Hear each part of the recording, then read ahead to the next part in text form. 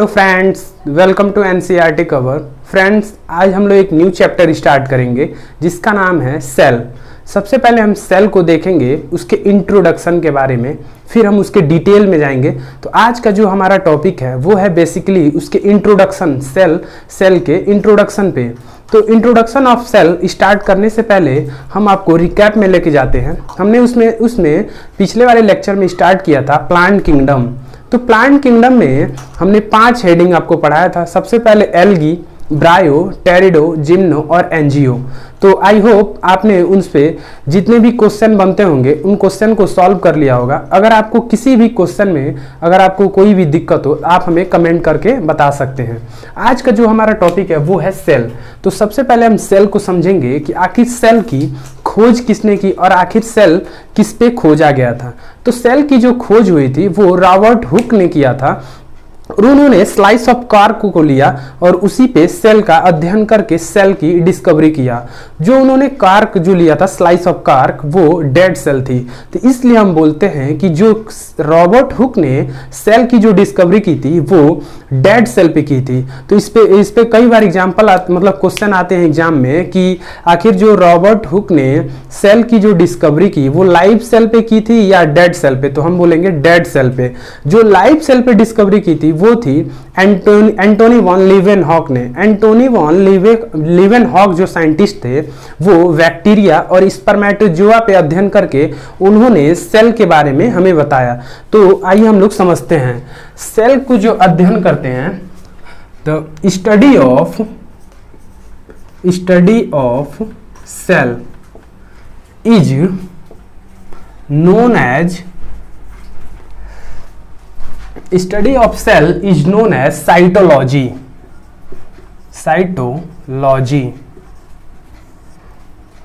आप जानते हैं कि अगर किसी भी वर्ड में अगर लॉजी जुड़ रहा हो तो लॉजी का मतलब होता है स्टडी, टू स्टडी, मतलब कि सेल का अध्ययन करना, उसे हम बोलेंगे साइटोलॉजी। कभी भी आपको बुक में सेल नहीं दिखेगा, आपको हर जगह साइटोलॉजी ही दिखेगा कि साइटोलॉजी क्या होती है।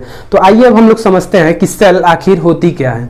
तो सेल अगर हमको एग्जाम्पल से समझें तो इस प्रकार से हम समझ सकते हैं सेल को। मान लीजिए कोई हमने कोई घर बनाना हो, हमें होम बनाना है। तो ऐसा नहीं है कि आप किसी एक चीज को लीजिए और उसे जोड़ के आप होम बना ले, ऐसा नहीं है। आपको होम बनाने के लिए आपको ईंट की जरूरत पड़ेगी, गिट्टी की जरूरत पड़ेगी, आपको सीमेंट की जरूरत पड़ेगी, आपको छड़ की जरूरत पड़ेगी। इस प्रकार से बहुत सारी चीजें आपस में जब जुड़ के एक कॉम्प्लेक्स स्ट्रक्चर यानी कि होम का फॉर्मेशन करेंगे। ठीक इसी प्रकार अगर हमें सेल बनाना हो, सेल को अगर डिटेल में अध्ययन करना हो तो मान लीजिए ये कोई एग्जांपल बॉडी हमने ले लिया, किसी भी ऑर्गेनिज्म का बॉडी लीजिए और बॉडी को अगर एक कंप्लीट ऑर्गेनिज्म अगर का बनाना हो तो आपको कैसे बनाएंगे। कोई सेल हो गए, सेल आपस में बहुत सारी सेल आपस में जब जुड़ेंगी तो टिश्यू का फॉर्मेशन करेंगी। टिश्यू यानी ऊतक। ये टिश्यू जब आपस में जुड़ेंगी तो आपको ऑर्गन का फॉर्मेशन करेंगे, ऑर्गन। और फिर बहुत सारी ऑर्गन आपस में जुड़ के, जैसे कि हम लोग का ये ऑर्गन है, हमने शरीर के एक पार्ट आपस में मिले हैं तब ना हमारी बॉडी जाके बनी है। तो इस प्रकार से हम देख सकते हैं ऑर्गन सिस्टम। तो हम बोल सकते हैं कि सेल जो है हमारी बॉडी के लिए या किसी भी लिविंग ऑर्गेनिजम्स के लिए कितनी इंपॉर्टेंट है। बिकॉज ये सेल ही आपस में जब जुड़ेंगी तो टिश्यू से ऑर्गन और ऑर्गन से ऑर्गन सिस्टम यानी कि एक कंप्लीट बॉडी का फॉर्मेशन होगा।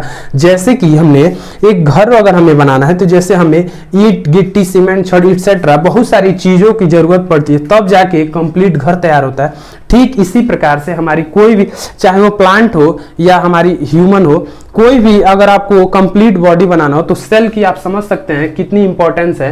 इन बहुत सारी सेल आपस में, मतलब कॉन्स्टिट्यूएंट्स ऑफ द सेल आपस में जब मिलेंगी, एसोसिएट होंगी, तभी जाके आपका एक कंप्लीट बॉडी का फॉर्मेशन देख सकते हैं कि पूरी यूनिवर्स में, हम पूरी यूनिवर्स की बात कर रहे हैं, अगर कोई भी ऑर्गेनिज्म अगर वो लिविंग है यानी कि जीवित है तो वो बहुत सारी सेल से मिलकर बनी होंगी।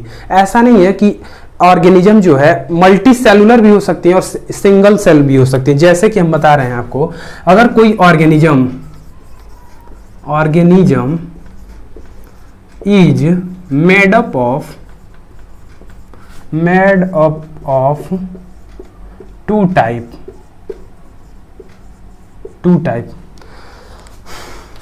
अगर वो सिंगल सेल से मिलकर बना है, सिंगल सेल, अगर कोई भी ऑर्गेनिज्म सिंगल सेल से मिलकर बना है उसे हम बोलेंगे यूनिसेलुलर।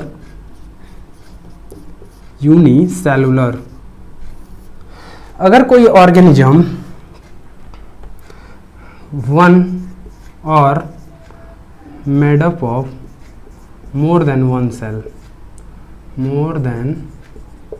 वन सेल, अगर कोई ऑर्गेनिज्म एक से ज्यादा अगर सेल से मिलकर बना होता है उसे हम बोलेंगे मल्टी सेलुलर।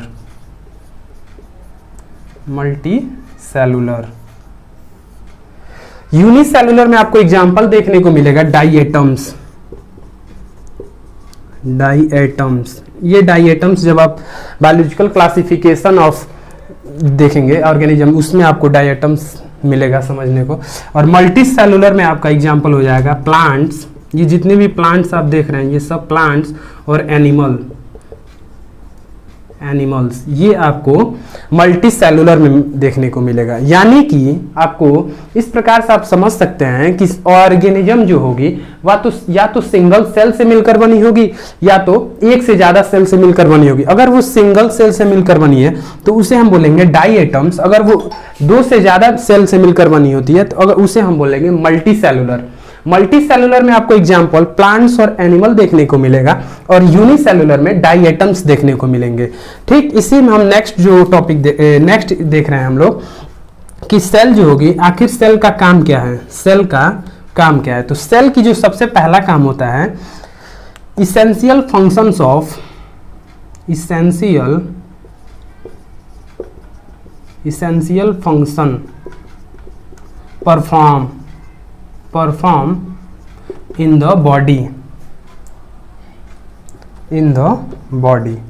बॉडी में जितनी भी इसेंशियल फंक्शन है वो सारी सेल परफॉर्म करेंगी। दूसरा जो इसका इंपॉर्टेंस है वो है इंडिपेंडेंट एग्जिस्टेंस, यानी कि जो सेल है उसका एग्जिस्टेंस जो होगा इंडिपेंडेंट होगा, वो किसी चीज पे डिपेंड नहीं करेंगे। तो हम बोलेंगे दूसरा पॉइंट इंडिपेंडेंट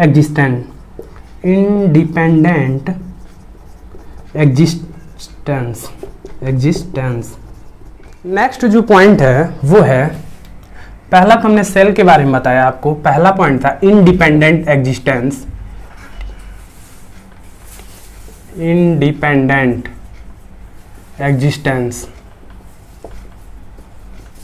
सेल के बारे में हमने पहला पॉइंट आपको बताया इंडिपेंडेंट एग्जिस्टेंस। दूसरा पॉइंट था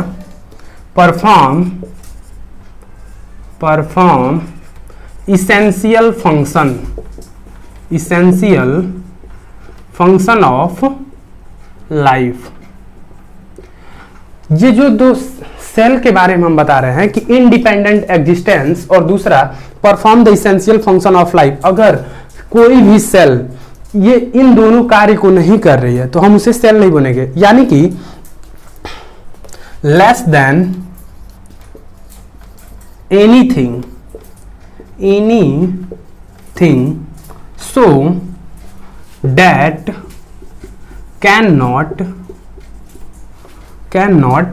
a cell। अगर किसी भी सेल में ये दोनों फंक्शन अगर एब्सेंट हो जा रही तो उन्हें हम सेल कभी नहीं बोल सकते हैं। तो इस प्रकार से हमने आपको बताया था कि सेल की खोज किसने की, तो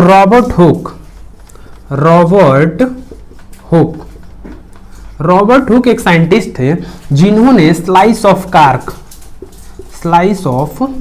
कॉर्क, उन्होंने कॉर्क का एक स्लाइस लिया, यानी कि एक टुकड़ा लिया, उस पे उन्होंने सेल की अध्ययन किया और सेल की डिस्कवरी की। टू स्टडी एंड डिस्कवर, उन्होंने स्लाइस ऑफ कॉर्क को लिया और उस पर अध्ययन किया, फिर उसकी डिस्कवरी की। तो इस प्रकार से हम बोल सकते हैं सेल की सबसे पहली खोज रॉबर्ट हुक ने की, बट ये जो खोज किया था उन्होंने डेड सेल पे किया था। Dead cell. ये कई बार एग्जाम में पूछ चुका है कि डेड सेल पे डिस्कवरी किसने की और लाइव सेल पे डिस्कवरी किसने की। तो डेड सेल जब बोले तो रॉबर्ट हुक, और लाइव सेल पे अगर अब पूछ लिया जाए कि Antony von Leeuwenhoek.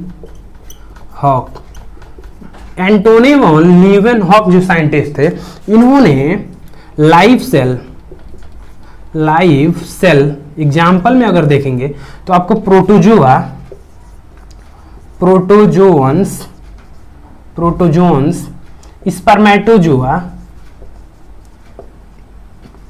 Spermatozoa etcetera, इन्होंने एंटोनी वॉन लीवेनहॉक ने लाइव सेल यानी कि प्रोटोजोआ या स्पर्मेटोजोआ पे स्टडी करके उन्होंने डिस्कवरी किया था लाइव सेल की। तो हम बोलेंगे एंटोनी वॉन लीवेनहॉक ने लाइव सेल की डिस्कवरी की थी, लाइव सेल। तो इस प्रकार से हमने आपको डिस्कवरी ऑफ सेल के बारे में बता दिया। और नेक्स्ट जो पॉइंट होगा वो सेल थ्योरी के बारे में होगा कि जो दो साइंटिस्ट मिलके सेल थ्योरी दिया था, उन हम सेल थ्योरी के बारे में डिटेल सेल के बारे में सेल थ्योरी पढ़ेंगे। सेल थ्योरी जो थी वो दो साइंटिस्ट मिलके मैथियस स्लाइडेन एंड स्वान ने मिलके सेल थ्योरी को बताया था। तो सेल थ्योरी में एक्चुअली बस कोई ज्यादा कुछ नहीं है, बस उन्होंने ये बताया था। स्लाइडेन जो थे 1838 ईस्वी में, सन 1838 ईस्वी में स्लाइडेन जो साइंटिस्ट थे, ये एक प्रकार से जर्मन बोटेनिस्ट थे, जर्मन बोटेनिस्ट, यानी कि जर्मनी के रहने वाले थे, बोटेनिस्ट थे, यानी कि वो वनस्पति विज्ञान के साइंटिस्ट थे। 1838 स्लाइडेन, ये याद रखिएगा, कई बार एग्जाम में पूछा है। इन्होंने मेनी प्लांट सेल, इन्होंने बहुत सारी प्लांट पे अध्ययन किया था। तो उन्होंने बताया कि प्लांट्स की सबसे आउटर कवर जो होती उसे हम बोलते हैं प्लाज्मा मेम्ब्रेन। तो उन्होंने मेनी प्लांट सेल पे अध्ययन किया था, मतलब स्टडी किया था। तो उन्होंने बताया, they said the outer cover of plants cell is plasma membrane.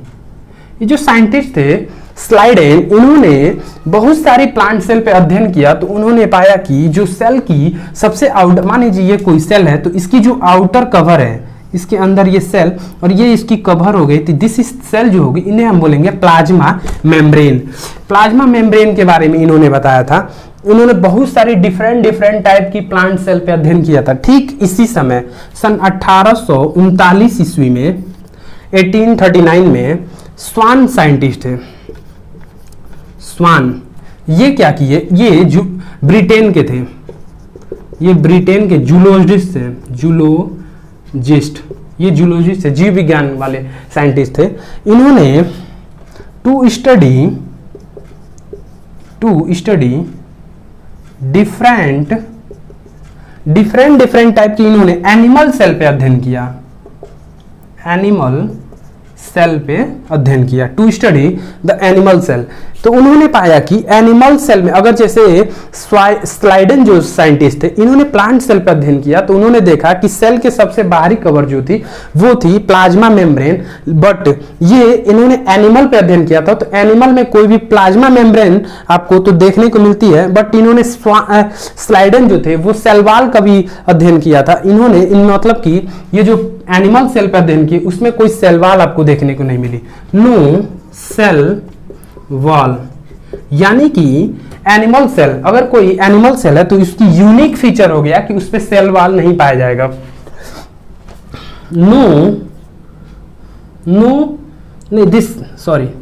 This is unique feature of animals. Cell wall का न पाया जाना, this is the unique feature of the animals. और ये प्लांट्स पे आपको सेल वॉल भी मिलेगा। Plasma membrane and cell wall. Cell wall, इस प्रकार से ये दोनों साइंटिस्ट स्लाइडेन और स्वान आपस में मिलके एक सेल के बारे में सेल थ्योरी दिया। This is this cell theory कि 1838 में, एक बार और समझ लिए, 1838 में स्लाइडेन जो कि जर्मन बॉटनिस्ट थे, इन्होंने बहुत सारी प्लांट्स पर अध्ययन किया और उन्होंने देखा कि प्लांट सेल की जो सबसे आउटर कवर थी उसे उन्होंने बोला प्लाज्मा मेम्ब्रेन, और प्लाज्मा मेम्ब्रेन के बाहर से एक और कवर थी जिसे बोला सेल वॉल। ठीक इसी समय एक साल बाद 1839 ईस्वी में स्वान जो कि ब्रिटिश के थे, यानी कि इंग्लैंड के थे, वो उन्होंने, जो कि जूलॉजिस्ट थे, वो बहुत सारी डिफरेंट टाइप की एनिमल सेल पे अध्ययन किया। तो उन्होंने देखा कि जैसे स्वान ने प्लाज्मा मेम्ब्रेन के बारे में बताया था, वैसे कोई एनिमल सेल के बारे में प्लाज्मा मेम्ब्रेन तो होती है बट उसमें सेल वॉल नहीं पाया जाता है। तो cell wall, this is the unique feature of the animals, यानी कि एनिमल में कोई भी सेल वॉल नहीं पाई जाती है। इस प्रकार से आपको ये सेल थ्योरी के बारे में स्लाइडेन और स्वान ने बताया था। बट स्लाइडेन एंड स्वान की कुछ कमजोरी थी जिन्होंने उसके बारे में कुछ नहीं बताया। तो उसे आगे एक और साइंटिस्ट रोडोल्फ विर्को, उन्होंने बताया कि सेल थ्योरी में एक एक्सेप्शन जैसे हो गया ये कि आखिर लोगों ने पूछना शुरू कर दिया कि सेल के बारे में तो ये सब आप बता रहे हैं, आखिर सेल की उत्पत्ति कैसे हुई, सेल आखिर बनी कैसे। तो उन्होंने, ये जो स्लाइडेन और स्वान थे, इसके बारे में कुछ बोल नहीं पाए। तो इसके बारे में कुछ साल बाद 1955 में रोडोल्फ विर्चो ने अध्ययन किया और उसके बारे में बताया कि आखिर सेल की उत्पत्ति कैसे होती है। तो उसे अब हम लोग समझेंगे। अब हम देखेंगे सेल थ्योरी के कुछ एक्सेप्शन के बारे में। सेल थ्योरी, सेल थ्योरी आपको ये नहीं बताएगी कि आखिर सेल का उत्पत्ति कैसे होता है। दिस इज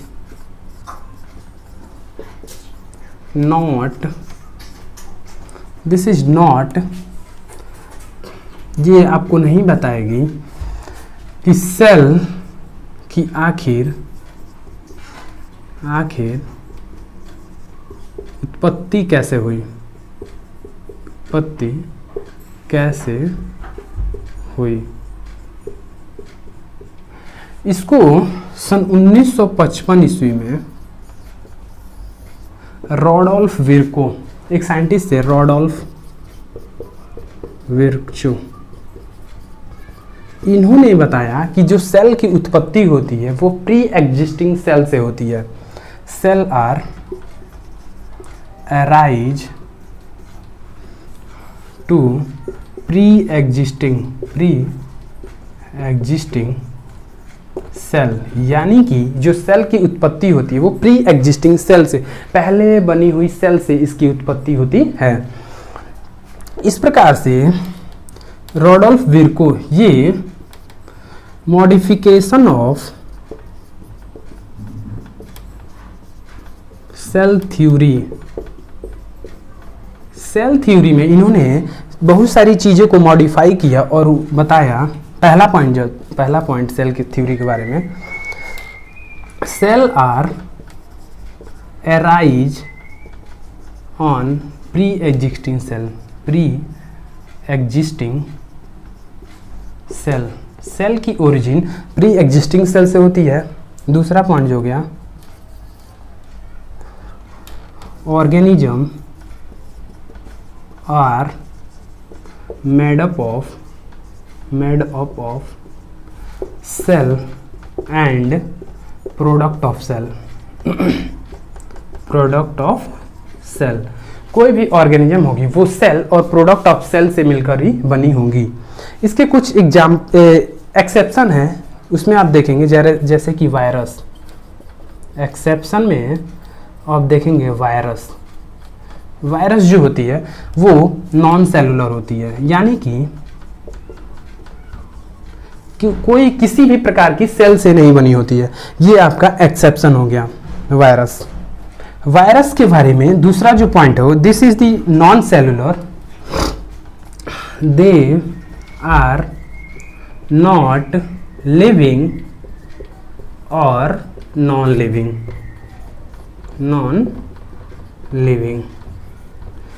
इस प्रकार से हमने आपको आज के जो लेक्चर हुआ उसमें हमने आपको इंट्रोडक्शन ऑफ द सेल के बारे में बताया, और नेक्स्ट जो हमारा लेक्चर होगा उसमें हम सेल को डिटेल में और समझेंगे। तो अगर आपको ये वीडियो पसंद आ रही हो तो प्लीज़ इसे ज़्यादा से ज़्यादा शेयर कीजिए। अगर हमारे चैनल पे आप नए हैं तो प्लीज़ चैनल को सब्सक्राइब कीजिए। मिलते हैं नेक्स्ट वीडियो में। थैंक्स।